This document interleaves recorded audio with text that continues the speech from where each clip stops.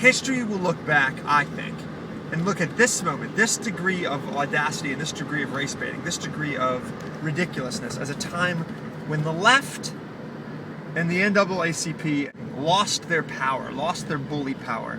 And the reason they lost their power is because they've rendered the word racist useless.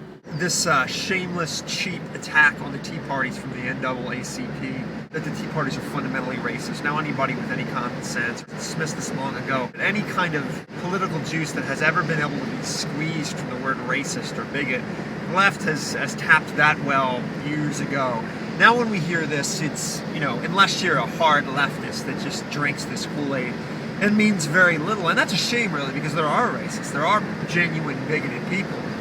Of course, the shame and the disgrace that the NAACP deserves, it's finally getting. Anybody other than like the Rosie O'Donnell or, Bill Maher crowd knows this is all just ridiculous. Anytime you intellectually disagree with somebody now on the left, racist. You wake up in the morning, racist. You eat an orange, racist. You eat an apple, racist. Jump up, racist. You fall down, racist. You turn your TV on, racist. Turn your TV off, racist. You eat some cereal, racist. The left, like they always have and like they always will, just fundamentally defecate on words and language. They do this for political reasons and then they just mosey on and then they just pervert and pollute some more words. And this is just the playbook of the left. This is just what they do. The sad thing is the NAACP has really sacrificed all credibility on the altar of the left. The leftist agenda, the leftist political motivation. It's at the point now where the NAACP calls you racist. It's sort of like being on Keith Olbermann's worst person. It's like a badge of honor. It's that void of meaning. It's just tossed around so flippantly, without any weight, without any kind of argument, without any merit, that, you should actually put that on a resume. Here's a little secret I'll let you in on. The overwhelming majority of Americans could care less about Barack Obama's skin color. The only people who really obsess about race are the race baiters on the left. To the rest of us, it's a non sequitur. You make a comment about Barack Obama's foreign policy. Racist. His tax policy. Racist. America is the least racist place on the face of the earth. You can come to this country as a complete foreigner, and we don't even know. It's such a melting pot. We don't even know. We just assume you're American. You see an Indian walking down the street, you assume he's an American.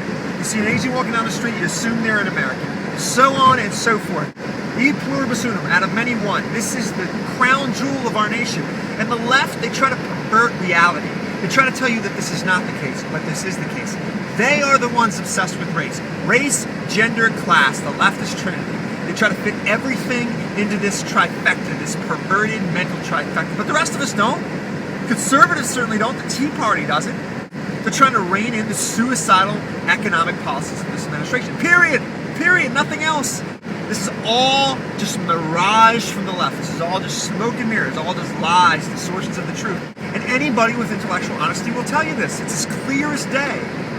What basically will transpire from the NAACP, taking one last defecation on the term racist, is that now it's all flipped. Because these people who just sort of toss these terms around, they are actually the thugs. They're actually the scumbags. I absolutely love how the Tea Party handled this because they didn't even defend themselves. They didn't even acknowledge that they were called racist. They just turned around and said, you people are despicable. You know what you're saying is a lie. You absolutely, without a shadow of a doubt, know what you're saying is not true. And so therefore you're doing it for political reasons. It's just simply despicable to do this to the body politic, to pervert political discourse in such a way when you know what you're doing is defamation. They cannot intellectually deal with the arguments at hand. And simply calling somebody a racist, a bigot, a homophobe, a xenophobe does not cut it anymore. It doesn't work. It's a blank check that no longer cashes. And the cool thing is, by and large, Black America is waking up to this too.